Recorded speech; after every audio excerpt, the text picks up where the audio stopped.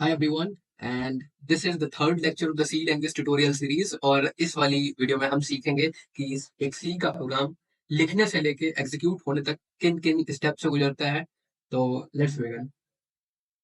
तो सबसे पहले मैंने यहाँ पे कुछ कुछ पॉइंट्स लिख दिए हैं, कौन क्या होता है, जो भी जरूरी है वो लिख दिया है।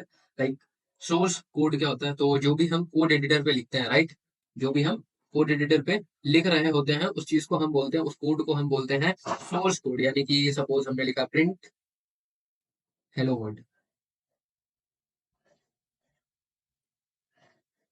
तो इस चीज को हम बोलेंगे सोर्स कोड, राइट ना। और ये किसी भी लैंग्वेज में हो सकता है, और जब भी हम उसे सेव करेंगे तो उस लैंग्वेज के एक्सटेंशन के साथ होगा, राइट। एंड उसके बाद हम देखेंगे प्री प्रोसेसर डायरेक्टिव क्या होता है, राइट।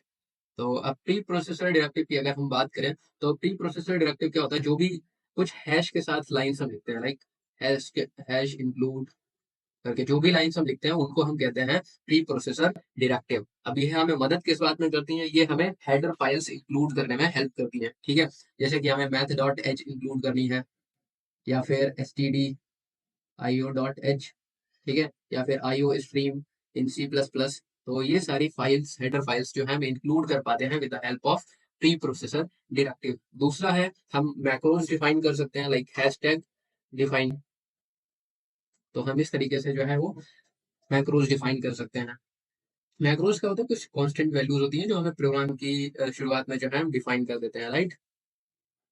एंड उसके बाद हम एरर्स भी यहाँ से एरर हैंडलिंग भी कर सकते हैं। एरर डायरेक्टिव होता है, यानी कि हैश टैग एरर।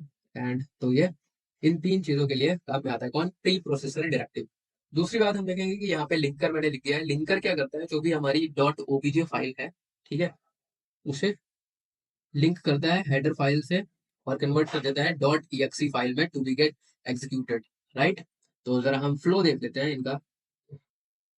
तो यहाँ पे मैंने एक डायग्राम बनाया है, राइट। एंड इस डायग्राम की हेल्प से हम समझेंगे कि सी प्रोग्राम जो है कहाँ कहाँ से होके गुजरता है। देखो सबसे पहले हमने सी प्रोग्राम, यानी कि यहाँ पे होता है सोर्स कोड। कौन होता है, सोर्स कोड। तो सोर्स कोड में सबसे ऊपर हमने क्या डिफाइन कर रखा है, प्री प्रोसेसर। अब प्री प्रोसेसर क्या करेगा, यहाँ पे इसको डॉट आई फॉर्मेट यानी कि एक्सपेंडेड सोर्स कोड में कन्वर्ट कर देगा, ठीक है। देन ये जो डॉट आई फाइल यानी कि एक्सपेंडेड सोर्स कोड है, वो कंपाइलर के थ्रू होते हुए असेंबली कोड में कन्वर्ट होगा पहले, राइट।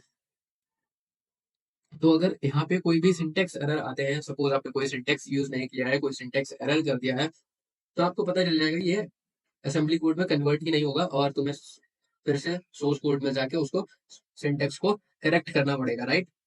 एंड उसके बाद, लेकिन अगर ये कोई भी सिंटेक्स अगर वगैरह नहीं है, तो जो असेंबली कोड है वो असेंबलर के द्वारा किसमें कन्वर्ट हो जाएगा, डॉट ओबीजे फाइल यानी कि ऑब्जेक्ट कोड में कन्वर्ट हो जाएगा, ठीक है।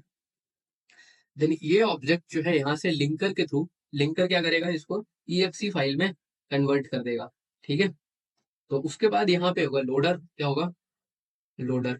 तो लोडर इसको क्या करेगा, एग्जीक्यूट होने के लिए मेमोरी में लोड कर देगा। And if there is some logical error, right, तो आपका आंसर रॉन्ग आएगा, यानी कि प्रोग्राम जो है वो करेक्ट नहीं होगा। तो फिर से तुम्हें कहाँ जाना पड़ेगा, सोर्स कोड पे जाना पड़ेगा। एंड अगर कोई भी लॉजिकल एरर वगैरह नहीं है, तो तुम्हें यहाँ पे एग्जीक्यूट होने के बाद आउटपुट मिल जाएगा। So this was the this was the C program flow. कैसे एक सी का प्रोग्राम जो है फ्लो करता है फ्रॉम स्टार्टिंग टू एंड, और कैसे एग्जीक्यूट होता है। I hope you got it, और तुम्हें समझ में आया होगा पूरा। And for more you can subscribe to me. And इस सी लैंग्वेज की सीरीज में हम सब कुछ कवर करने वाले हैं फ्रॉम स्टार्टिंग टू एंड, तो मेक श्योर कि सब्सक्राइब करें एंड शेयर भी करें अपने फ्रेंड्स के साथ। And thank you.